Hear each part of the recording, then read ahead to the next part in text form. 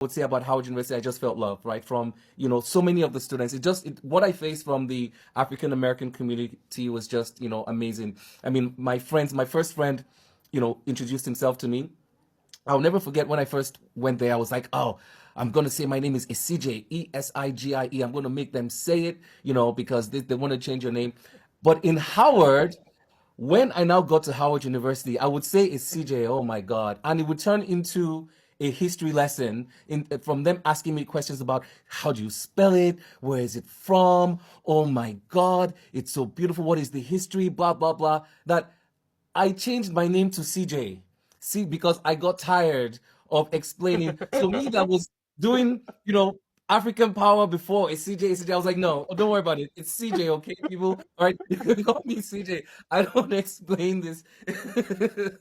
I don't explain it anymore. It's too much, So it was a very beautiful time, and there was a lot of discussion going on the campus about civil rights, and so I met quite a few, of these people. In fact, Stokely Carmichael, who is one of the leaders and founders of the Black Panther Party, ended up to be someone that I met many times, ended up knowing, and mentored us in some capacity, been to his house to that effect.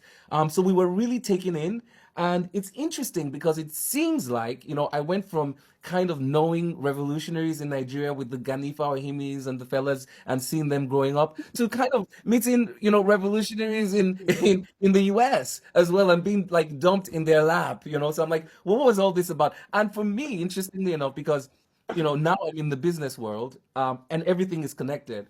And I realized that in Nigeria, right, because of our ecosystem and because of how difficult things are, sometimes and how scattered things can be, you literally almost have to be an activist as a business person. Because when you're building your business, you kind of have to be an activist, building and making sure that your ecosystem survives and everybody, you socialize it and everybody, understands it and does the right thing for that ecosystem to survive. And that's kind of like been the translation for me from it is what have I taken from, from all of this? Of course, I was the African Students Union president at Howard University as well. So I was, it's kind of like my destiny. I was, yeah, right?